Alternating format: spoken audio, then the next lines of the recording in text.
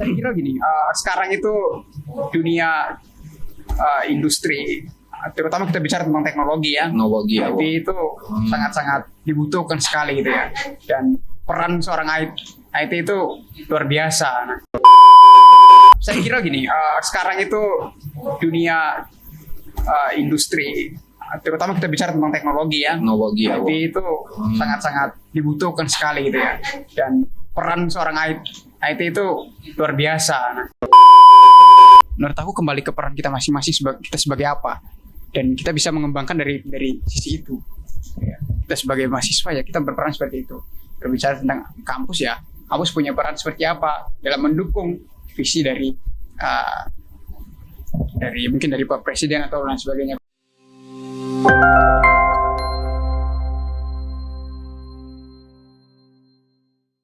Assalamualaikum warahmatullahi wabarakatuh. Waalaikumsalam. Saya Abriyadi Ramaputra, host dari Republik Bicara. Ya, kali ini sahabat-sahabat Republik Bicara, kita udah bersama Bung Dion. Siap. Dari Universitas Amikom, Presiden Mahasiswa Universitas Amikom. Ya, Bung. Kita perkenalan dulu sama Bung. Gimana, Bung? Sehat? Halo Bung, alhamdulillah saya sehat walafiat. Walaupun tadi sempat dapat hujan di jalan gitu ya. Ya. Iya, memang hari ini kayaknya cuacanya ya lumayan mendung ya. Ya. Kurang lebih 2 minggu udah nggak hujan-hujan. Lah, jadi kali ini Republik Bicara mau berbicara tentang gimana sih kuliah di Amikom.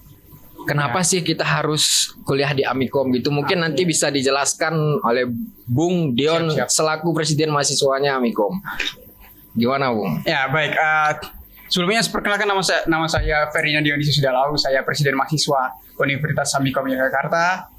Di sini saya diundang sama teman-teman dari Republik Bicara ya. Sedikit tentang Amikom ya. Kenapa teman-teman harus masuk di Amikom begitu ya?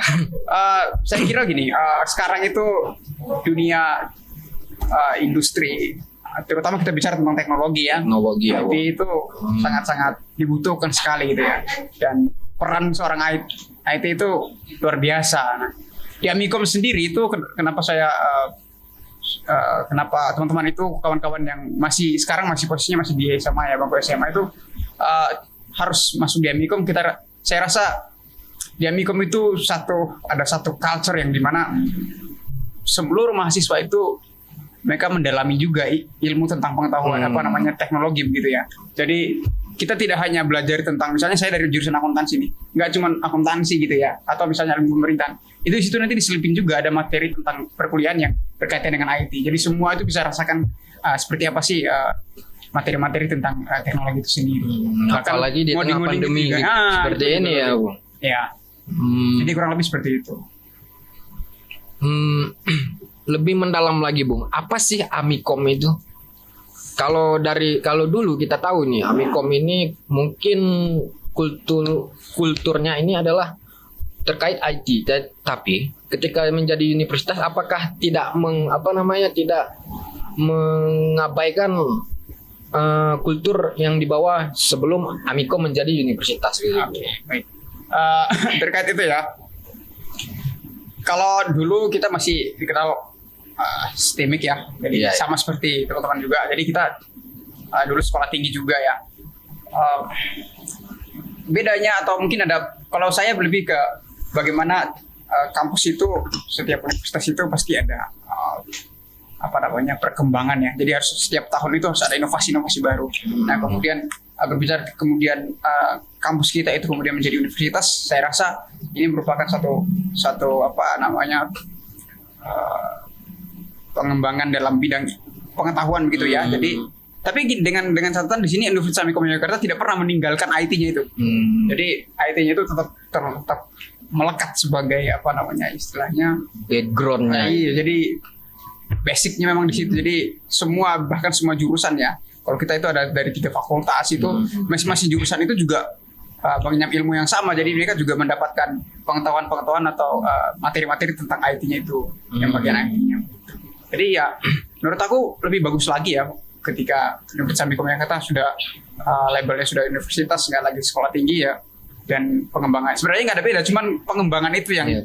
dalam apa namanya dalam perkuliahan itu yang mungkin agak berbeda dari tahun-tahun sebelumnya, dan menurut aku itu sebuah inovasi baru dan perlu dikembangkan kemudian karena Universitas Amikom Yogyakarta juga sudah dikenal banyak, jadi ya saya rasa ini satu langkah baru dan semoga kedepannya tidak meninggalkan basic yang memang sebenarnya orang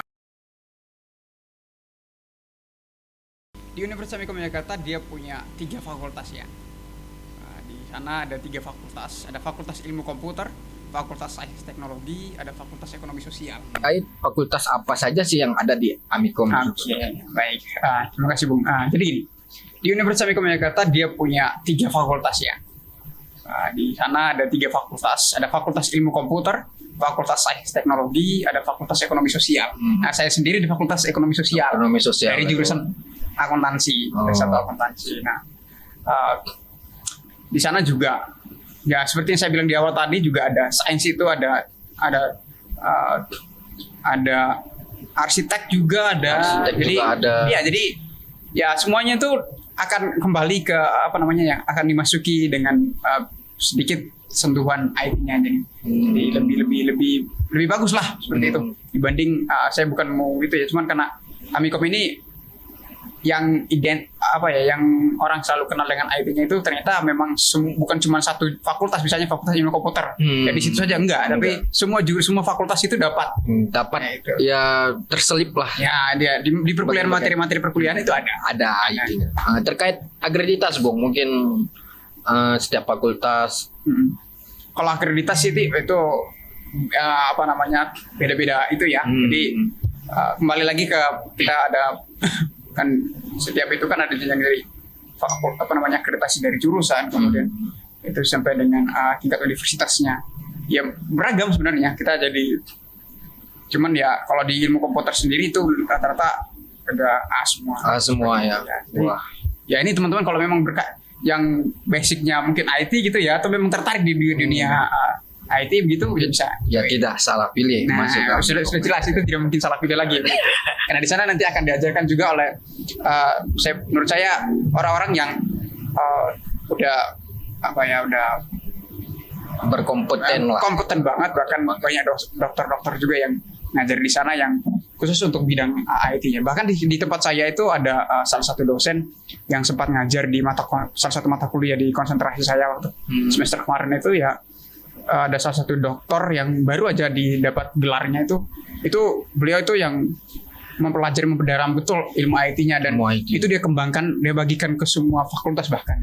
Itu bagus banget. Itu bagus banget. Ya. Kita ngerokok dulu ya, Bung, santai ya, aja sambil ngopi ya. Iya.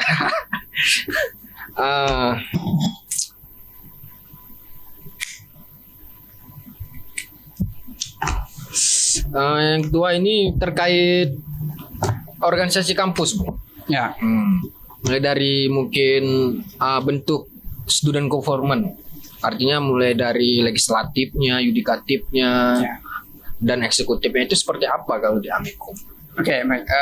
Kalau soal organisasi mahasiswa ya, nah kita sebutnya mungkin teman-teman juga sama ya, ormawa gitu ya, ormawa mahasiswa. Nah kita tuh dibagi ada beberapa sih. Jadi ada struktur lembaganya itu yang lembaga organisasi mahasiswanya ya.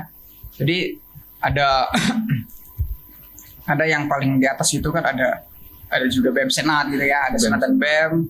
Terus kemudian ada UKM lagi itu ya, unit kegiatan mahasiswa. Kemudian ada Badan Semi Otonom dari BSO-nya itu yang satu tingkat di bawah UKM gitu ya. Terus kemudian juga ada juga yang paling banyak dan rada-rada susah untuk kita data gitu, komunitas. Kalau komunitas itu banyak banget di Amikom.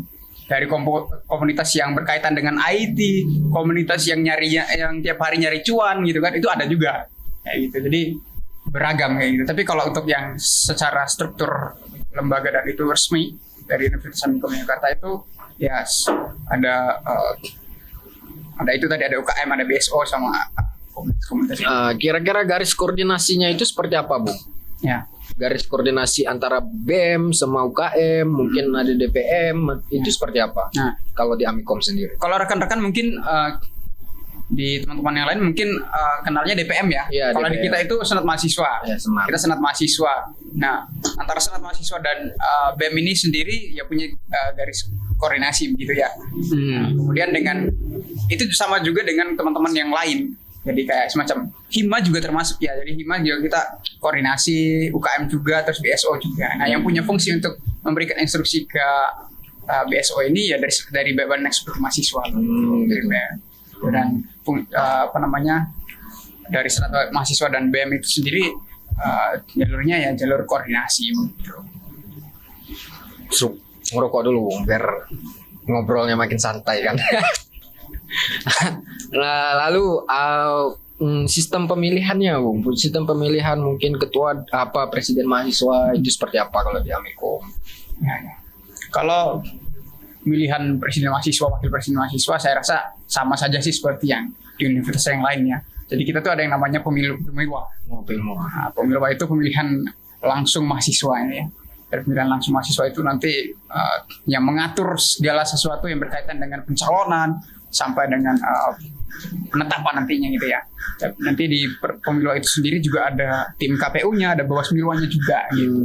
Jadi ya sudah ada seperti itu, tinggal nanti siapa yang mencalonkan diri ya tinggal daftar saja gitu kan, ke KPU-nya gitu. Nah, itu diatur sama Pemilwa, dan itu Pemilwa itu yang menentukan, yang menunjuk itu dari Badan Eksekutif yang punya hak prerogatif. Badan Eksekutif ya. Jadi kan kalau kita melihat ke belakang, mungkin dari pengalaman saya pribadi ya, Bung, di tahun 2018, apalagi mahasiswa baru ini kan tidak terlalu seret masuk ke organisasi kampus sendiri. Betul. Nah, Ya. Itu waktu masa pencalonan apakah banyak, Bung, yang mau ikut berpartisipasi untuk menjadi organisatoris itu? Kalau di Amikom sendiri itu gimana?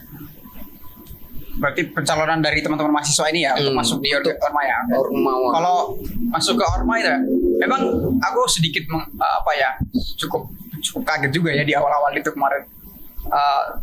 Melihat kondisi seperti ini, ya kita tidak memungkiri juga bahwa minat dan kesiapan teman-teman mahasiswa itu untuk join atau bergabung dengan Orma itu minatnya agak menurun dibanding tahun-tahun sebelumnya ya. Jujur aja kalau dari kita sendiri, saya alami itu ada penurunan. Ya.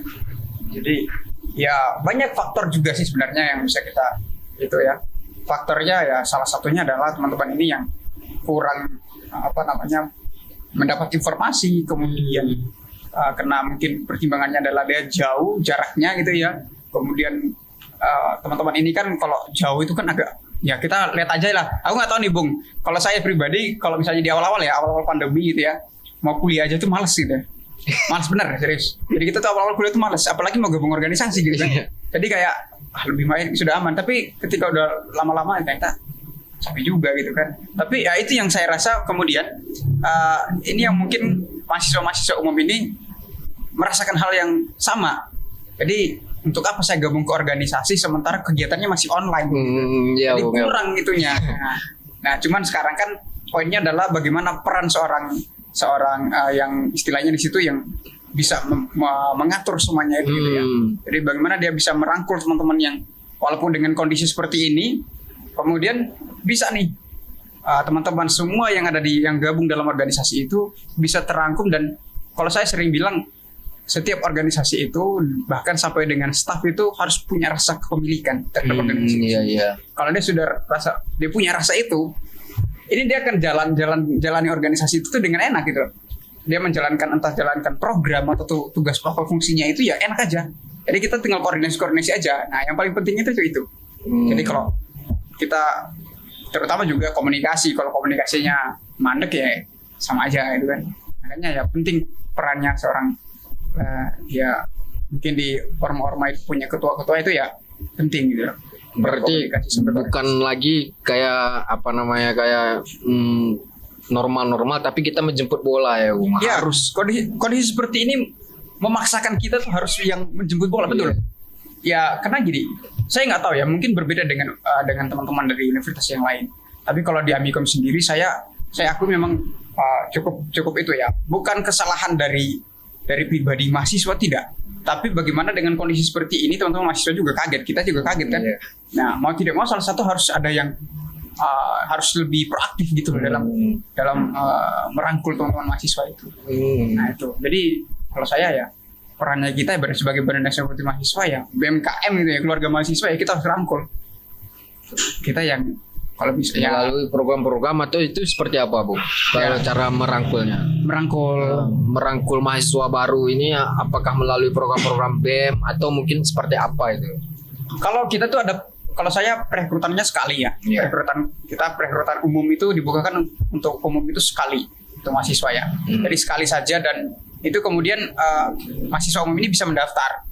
Nah, kemudian di kemudian hari kalau misalnya ada mahasiswa baru yang mau mendaftar ya, kamu tunggu nanti periode berikutnya gitu kan. Jadi nggak bisa lagi. Nah, cuman kalau misalnya mau melihat kondisi seperti ini, ya kita yang lebih banyak,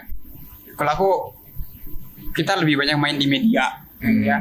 Dan kita memanfaatkan segala cara ya, kita mengupayakan segala cara dari kita pendekatan dengan mahasiswa-mahasiswa yang, kalau saya lebih senang ngobrol sama mahasiswa umum, Ya, daripada ngobrol sama yang ketua-ketuanya aja. Benar, serius. Bukan aku nggak suka sama ngobrol sama teman-teman yang ini ya, yang kepala-kepala, bukan. Cuman karena gini, kita tuh lebih banyak dapat informasi, kita lebih banyak dapat keluhan itu langsung dari mahasiswa, itu rasanya kayak enak aja gitu. Jadi kita bisa langsung, kita sudah tahu nih nanti solusi seperti apa kan, apa yang kita lakukan gitu. Jadi, dan selain itu juga mereka akan merasa bahwa mereka juga dianggap, dan apa yang mereka lakukan itu didengar gitu. Apa yang mereka sampaikan itu juga didengar. Nah, pengennya kan seperti itu. Itu yang lebih. Dan ya kalau aku lebih banyak sih kita upayakan dalam program tadi, betul ya, program gitu ya, jalankan program. Nah, kalau ukurnya apa? Ketika teman-teman mahasiswa umum itu tertarik, banyak yang mau ikut, atau minimal dia dia ngebalas, atau mungkin dia menanya-nanya tuh dia di media sosial, mungkin Instagram atau lain-lain, dia nanya tuh, Kak ini eventnya kapan ya, kayak gitu. Kak ada informasi seperti ini, kok saya nggak tahu ya, apa saya dijawab. Nah perannya kita badan eksekutif, kita harus memfasilitasi mereka juga dengan segala informasi yang kita punya. Nah kita yang lebih dekat dengan pihak direktorat atau pihak lembaga gitu ya, kita harus menyampaikan informasi yang sudah kita dapatkan itu secepat mungkin untuk ke teman-teman mahasiswa umum itu. Kemudian baru direalisasikan. Iya. Terus mungkin lebih ke koordinasi saja sih. Oh ya, seruput dulu Bung, biar kita memperolehasikan. Soalnya saya mau cerita banyak juga, ini agak ngeri-ngeri sedap. Santai aja. Karena kan ya Bung dari Amikom dan saya dari Akakom. Ya. Tapi kawan-kawan Republik Bicara jangan salah sangka dulu. Kami di sini ya partner lah. Walaupun ada ya itu masalah lalu lah. Nah, dan kemudian Bung, kan kita tahu sendiri kalau BEM sendiri ini punya aliansi. Jadi artinya aliansi yang ada di luar gitu. Dari luar. Ya. Kalau di Jogja sendiri itu yang saya tahu ada 2 aliansi secara umum. Yang pertama itu BEM SI, yang kedua BEM Nusantara, dan ketiga EBD, Forum BEM DIY. Nah, kalau di Amikom sendiri, itu tergabung di sebelah mana? Iya, baik. Sebenarnya itu tidak ada. Nah, itu saya juga sebenarnya mau ngomong juga nggak enak sebenarnya di sini kan. Jadi gini, kalau di Universitas Amikom sendiri kita gabungnya di BMSI, ya, BEM seluruh Indonesia, BMSI, mana tadi koordinator pusatnya dari UNES, Paris Wahyu ya. Jadi sudah lama kita bergabung di BMSI itu. Dan kemarin baru habis Munas juga. Tahun ini bulan ini rencana mau ada Munas, mau Rakernas gitu. Itu kalau nggak salah Munasnya di Padang ya kemarin itu. Ya kita di Padang. BMSI. Berarti bukan BEMNUS. Kalau di EBD gimana Bung? Tergabung di sana atau? Kalau FBD kita tergabung. Kita tergabung dan ya komunikasi ya sering lah, enggak sering-sering amat juga sih, cuman kalau lagi mau ada kegiatan, karena jujur aja kalau saya masih sekarang lagi benar-benar fokus di internal di mahasiswa Mikomnya, karena banyak juga yang harus kita selesaikan dulu, terutama tentang mahasiswanya kan. Jadi kalau untuk di aliansi sendiri masih kurang sih, kurang untuk berpartisipasi ke sana. kurang masih aku masih tahan dulu lah nanti. Gitu ya, kita masih fokus di internal dulu, takutnya kan kita terlalu fokus di eksternal, kemudian di internalnya biarkan juga terabaikan. Kalau kata orang sini kan bilang rapenak ya kan. Jadi artinya Mungkin itu lebih menguatkan di internal dulu. ya. Keluar. Lalu apa lagi ya, Bung? Kita ngobrol-ngobrol. Terkait ini, Bung. Terkait apa namanya?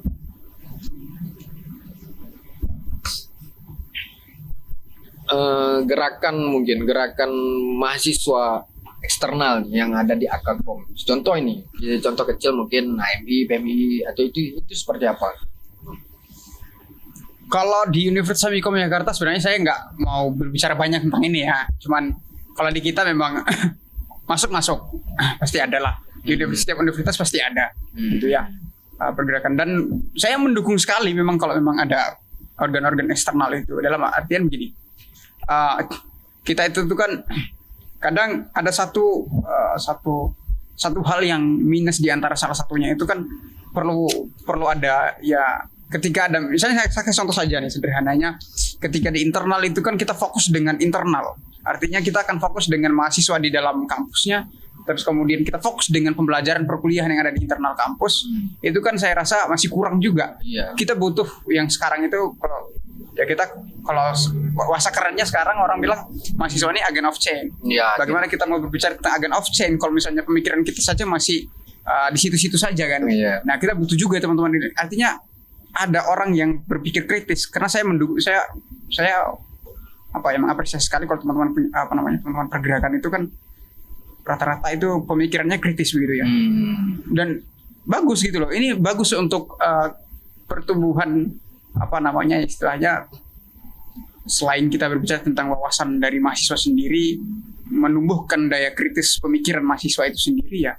Bagus untuk ketika ada regulasi, ada birokrasi yang kurang baik ya bisa dikritis aja dari situ. Tapi ingat, kita sebagai seorang mahasiswa ya kita harus punya data, ngomongnya harus by data. Kalau kita ngomongnya hanya ngelantur kan anak TK pun bisa ya. Makanya saya selalu tekan sama teman-teman berdiri di BBM sendiri, teman-teman ini saya yakin orang-orang pilihan dan orang-orang terbaik dari masing-masing itu. Jadi kalau misalnya sudah masuk di sini ya ngomongnya juga jangan hanya ngomong aja, riset dulu. Kalau baru ngomong, kalau kamu belum riset kamu ngomong, nanti akan ada yang mempertanyakan, kamu ngomong berdasarkan apa, landasanmu apa? Ya ngomongnya harus pakai data juga. Gitu. Nah, saya senang sekali kalau misalnya ada pergerakan teman-teman pergerakan yang masuk di universitas ya, bagus banget. Karena selain dia itu ya menumbuh daya kritis itu bagus banget. Dan saya yakin di setiap universitas juga pasti ada plus minusnya lah. Nah, dari situlah kita bisa berdiskusi bareng, kita cari solusi bareng-bareng gitu. Itu yang seharusnya kita bisa wujudkan bersama. Jadi tidak hanya kepentingan dari organisasi itu, tapi juga kepentingan umum itu khususnya di kampus itu yang perlu kita perhatikan juga. Perlu kita kritisi, tapi tidak menutup kemungkinan apa kebijakan kampus yang baik itu ya kita dukung. Ya. Jadi kalau sekarang banyak teman-teman, ya bukan aku itu ya, banyak teman-teman bilang lawan, wah ini birokrasinya buruk kayak gini. Ya kalau ngomong kayak gitu, cuma ngomong lawan, ngomong birokrasinya buruk, semua orang juga bisa lihat. Orang juga tahu.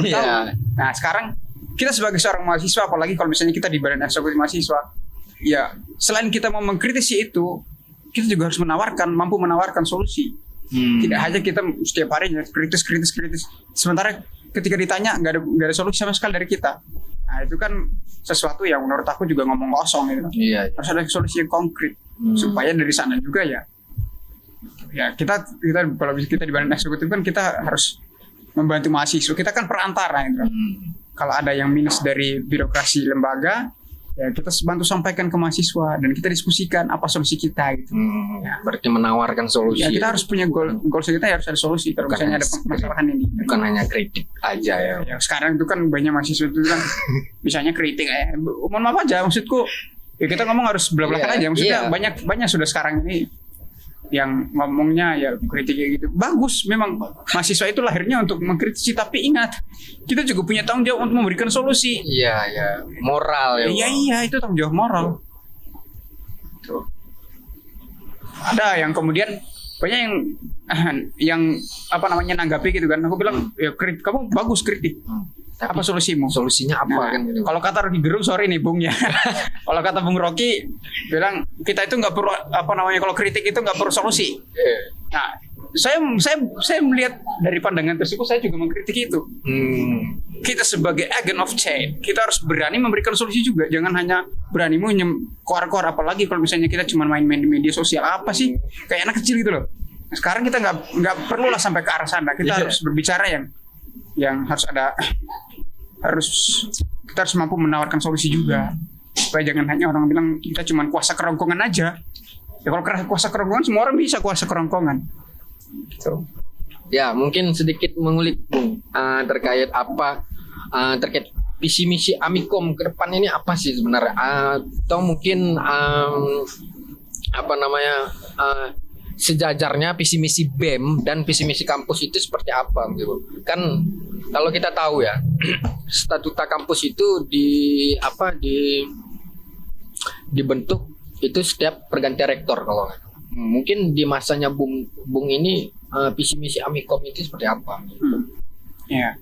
Kalau visi misi ini universitasnya atau BEM-nya nih? Mungkin bisa dari universitasnya dulu atau dari BEM-nya dulu. Nah, kalau kita di internal itu ya aku sebut langsung secara umum aja ya. Jadi kita tidak jauh juga dari visi misi dari universitas sendiri yang jelas.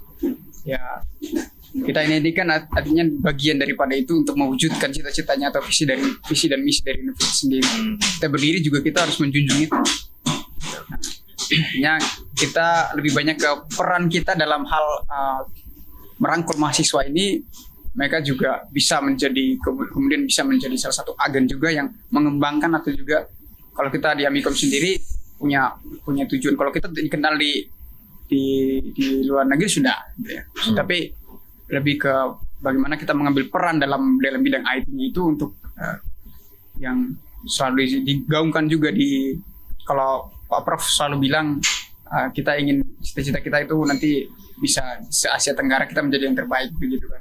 Ya, kita mendukung itu dengan kita menggerakkan teman-teman mahasiswa ini bahwa peran kita ini ya harus lebih konkret dan kita harus lebih banyak kita harus memperbanyak di bidang kalau kita hanya bisa dari ormawanya ya kita berperan lah dalam ormawanya itu untuk mendukung universitas ini menjadi sesuai dengan apa yang divisikan itu. Jadi ya kurang lebih sama lah kalau cita-cita kalau visi misi ya kita sama aja sih sebenarnya cuman ranahnya kitanya aja di badan eksekutif di ormawanya kayak gitu.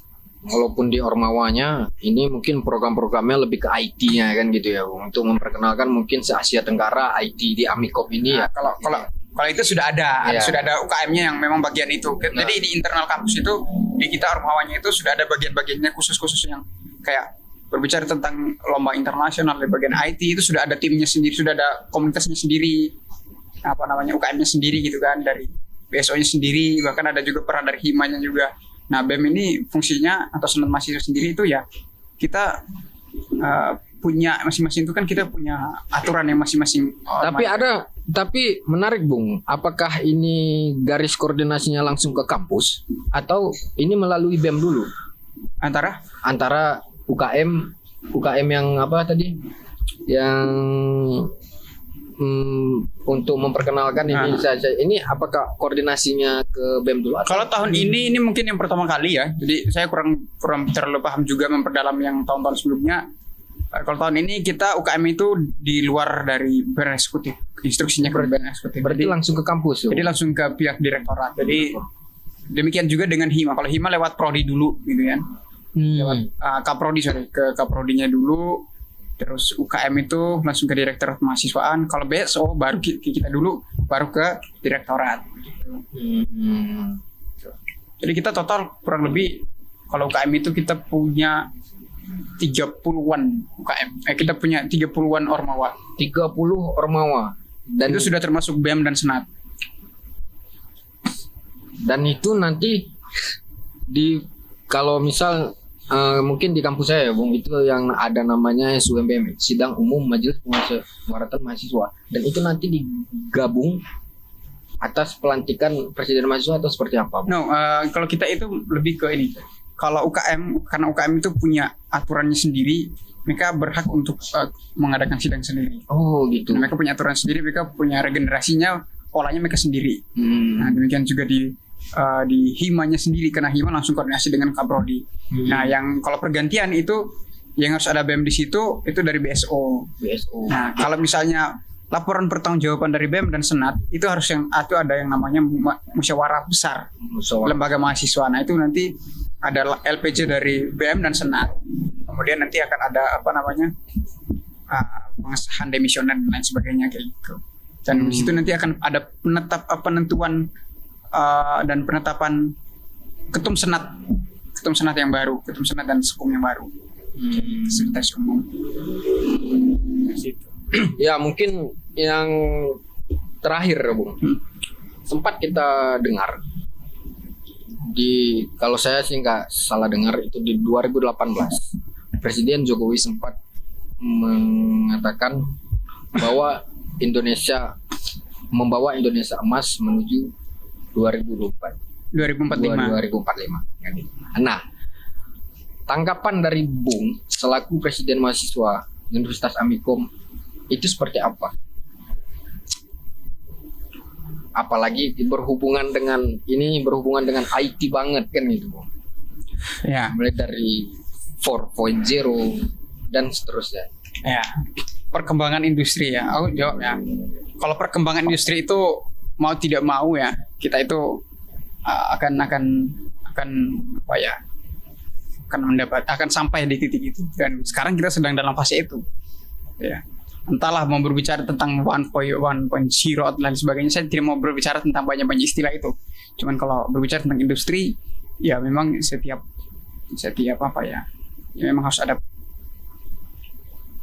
bicara tentang inovasi juga. Kita berbicara tentang 1.0 aja dulu yang masih belum ada apa-apa ya, kemudian ada mesin dan sebagainya, kemudian sampai dengan titik ini kita sudah merasakan langsung bagaimana peran dari teknologi itu sendiri. Iya. Daring ini ya Bung. Ya. Apalagi sekarang ini yang benar-benar orang dulu lebih senang aja saya ngumpul langsung kayak gini ketimbang sekarang kita harus lewat HP-an, lewat WA-an dan lain sebagainya, lewat media sosial kayak gitu kan. Nah, cuman kalau berbicara tentang mencapai Indonesia emas itu ya itu sebenarnya masih agak luas ya.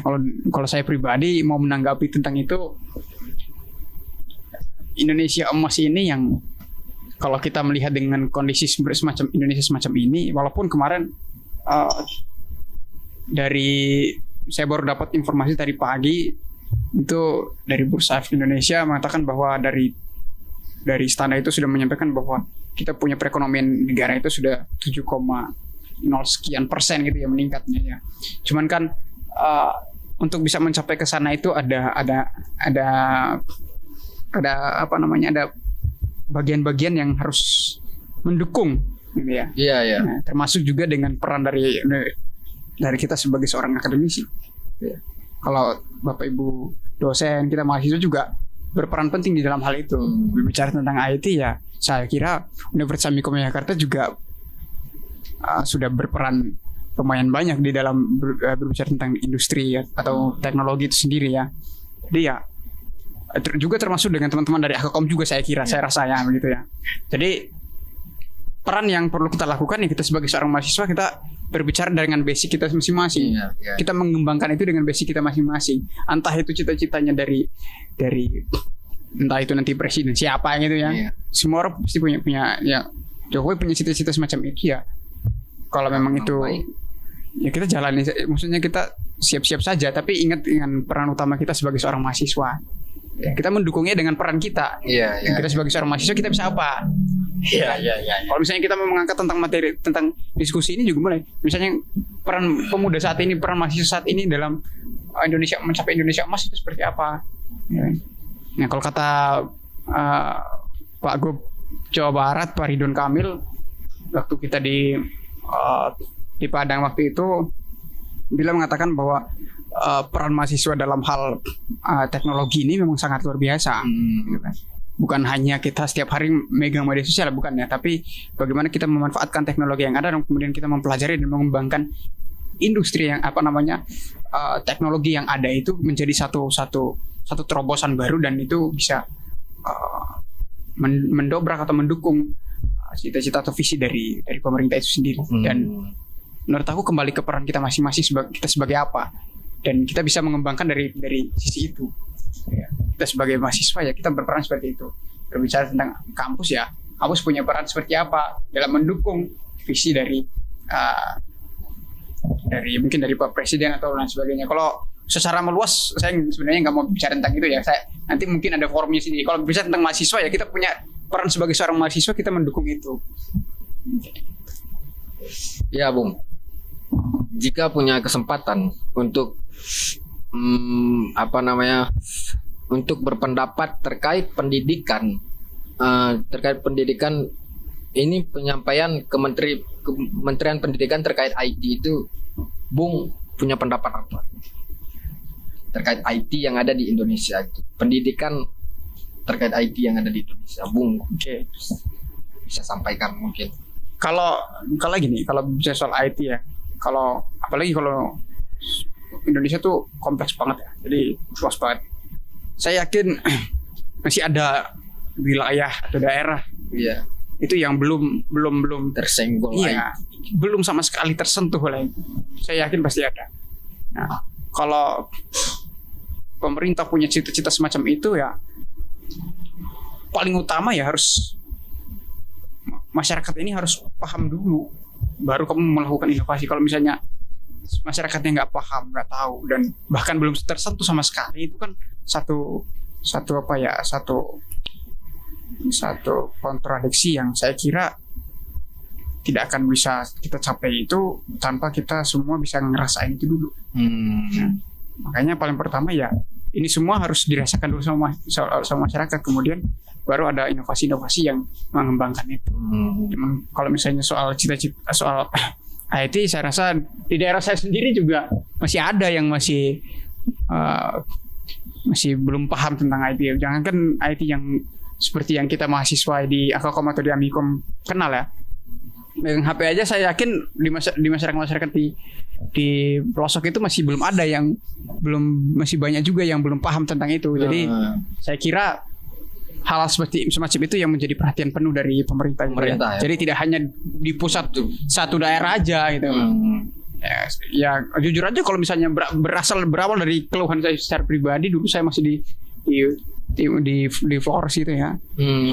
Saya ke sini itu merasakan satu perbedaan yang luar biasa, drastis gitu. Iya betul. Jadi betapa minimnya informasi IT itu sendiri di tingkat kabupaten.